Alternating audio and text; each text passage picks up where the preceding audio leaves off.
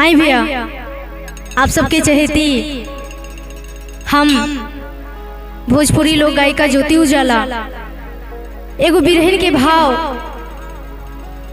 उ बिरहिन का कहतिया अपना पति खाती के शादी भइल बा नया नया और कुछ ही दिन के बाद पति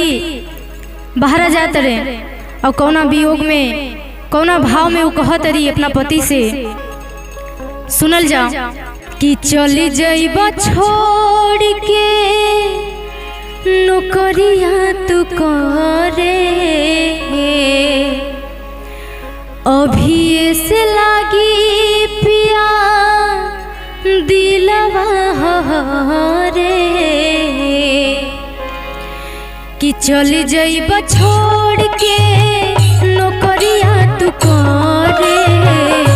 अभी से लागी पिया दिलवा रे मन कोई से मनाइबू जागी हम रात सारी केकरा कोरा में सुतबू धोके भोर कवारी मन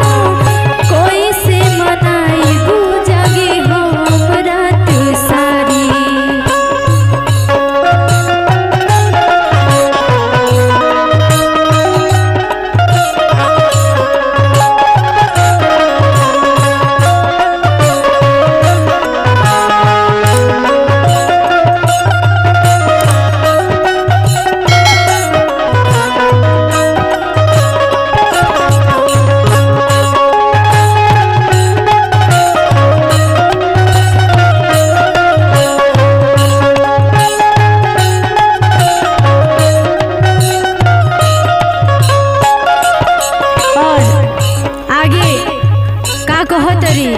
अपना पति से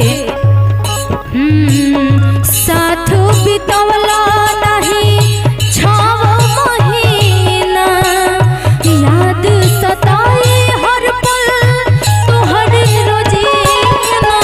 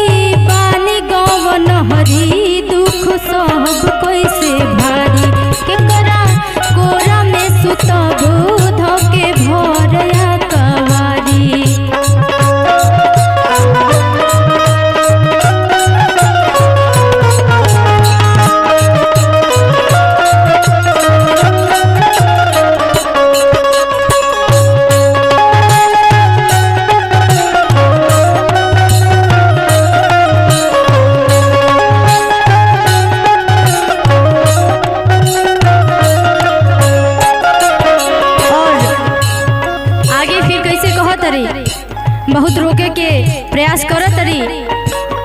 और बियो के भाव में कैसे कहत रही उनकरा से के दिखाइबू कोई सोरो सिंगार हो अखिया से दूर जब रही है भतार हो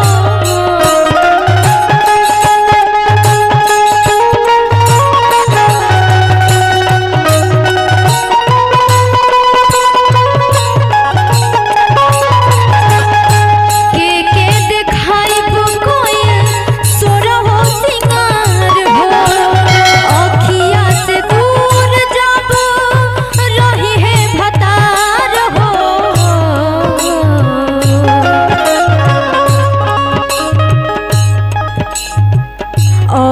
से जुदाई वाला आग दिल में जरे, रोक नहीं पाई आंसू नैना से ढरे। अभी से जुदाई वाला आग दिल में जरे, रोक नहीं पाई आंसू नैना से ढरे। हो तू तो होते बिहान राजा धोइले बगाड़ी, केकरा कोरा में सुतबो धोके भोरया कवारी।